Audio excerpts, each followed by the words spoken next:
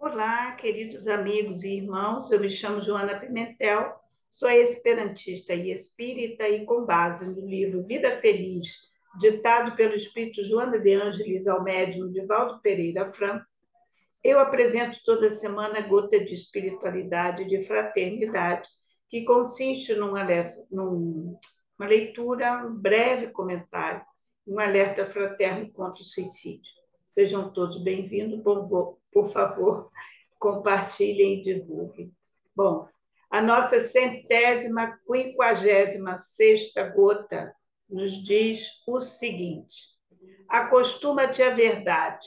O hábito da mentira branca, também chamada inocente ou social, levar-te-á às graves, empurrando-te para o lodaçal da calúnia e da maledicência frequente.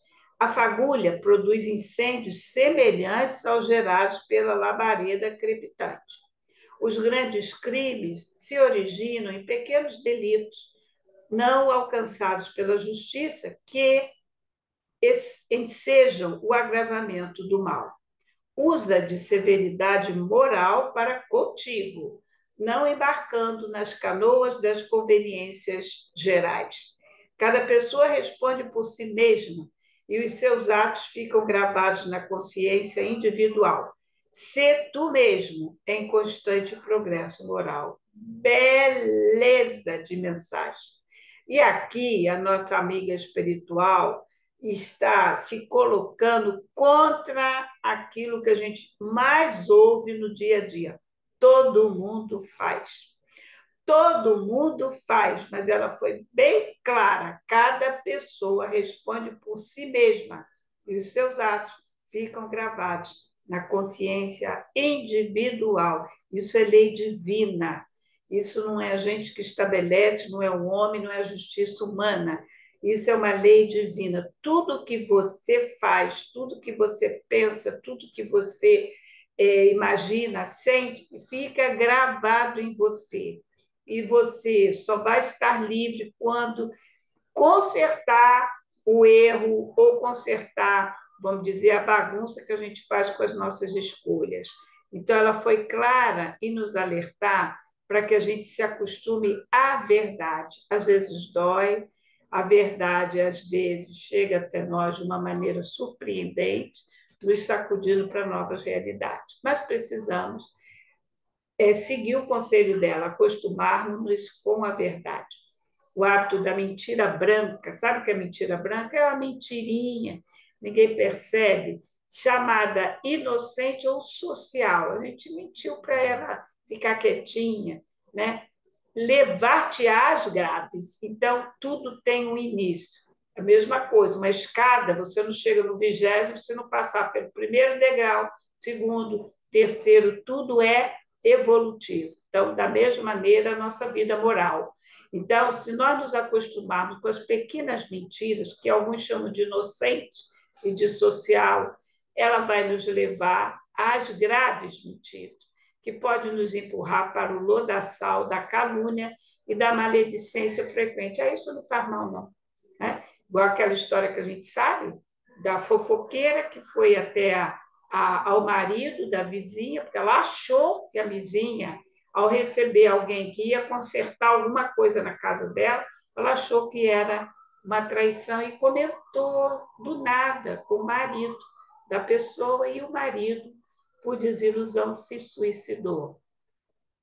Ela, ela não falou se suicida, a escolha foi dele, mas ela foi o instrumento, sim. Ela quase que induziu, né? Então, vai ter consequências para ela, principalmente. Então, ela diz que uma fagulha produz incêndio da mesma maneira que os que são gerados por grandes labaredas, né? Ela diz que os crimes, os grandes, se originam nos pequenos delitos, né? A gente vê, a gente que visita o presídio sabe que as crianças, os jovens, são levados a fazer pequena coisa. O que é aquela pessoa que entrega droga para alguém? O aviãozinho, sei lá como eles chamam, né? Ele nada demais, né? Ele ir lá entregar, fazer um delivery, né? Nada demais, mas é assim que se começa a entrar numa situação muito difícil no futuro, né? Então, ela diz que nós devemos usar de severidade moral conosco, não é com o outro, não, porque a gente exige do outro. O outro deve, o outro podia, não pode, não faz porque não pode. Agora, como é que eu me comportaria naquela situação? Então, o mais importante sou eu. O que eu faço na minha vida? Então, ela diz que use da severidade moral para contigo, não embarcando nas canoas das conveniências gerais. Ah, todo mundo faz, aí eu vou fazer porque todo mundo rouba. A gente escuta isso. Então, né?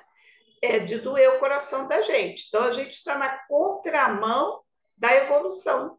E nós estamos aqui para evoluir, então não tem como para onde correr, tá? Porque se não evoluirmos nessa, vamos voltar. E talvez numa situação muito mais grave, né, do que a que a gente tem hoje.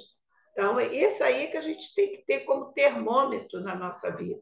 Se eu não procuro conviver bem com um parente difícil, se eu não procuro perdoar aquele que me ofende, eu vou voltar com eles.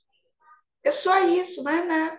E talvez numa situação de dependência maior. Então, vamos resolver as nossas encrencas aqui, né? Então, ela diz aqui, ó, cada pessoa responde por si mesma e os seus atos ficam os seus atos ficam gravados na consciência individual. E essa consciência individual é o quê? É a nossa ligação com a lei divina, que é perfeita, que é justa e boa. Por isso que ela nos permite voltar, não vai mandar ninguém para o inferno, nada de purgatório nem inferno. Purgatório e inferno, nós vamos começar a viver no momento que a gente provoca esse tipo de dificuldade na vida do outro, automaticamente ela vem para nós. Então, ela aconselha ser tu mesmo, em constante progresso moral. Então, o progresso é moral, nós estamos na Terra para progredirmos moralmente e, com isso, ascendermos na escala espiritual. Então, que Jesus nos abençoe. E o nosso alerta fraterno contra o suicídio nos diz: suicidar é marcar encontro com sofrimento maior. Larga essa ideia, nada de ideia, ninguém morre, somos imortais e vamos amargar com consequências muito tristes. Basta ler a segunda parte do livro Céu e Inferno, onde nós temos os depoimentos dos suicidas, daqueles que foram bons, daqueles que foram mais ou menos, daqueles que enganaram. Nós vamos ver os depoimentos deles mesmos, como espírito, que retornaram através da mediunidade para nos contar como é o mundo espiritual, como a lei funciona. Ela é de muita misericórdia, mas também de muita justiça e de amor. Que Jesus nos abençoe, que possamos seguir a nossa caminhada de paz e de luz, graças a Deus.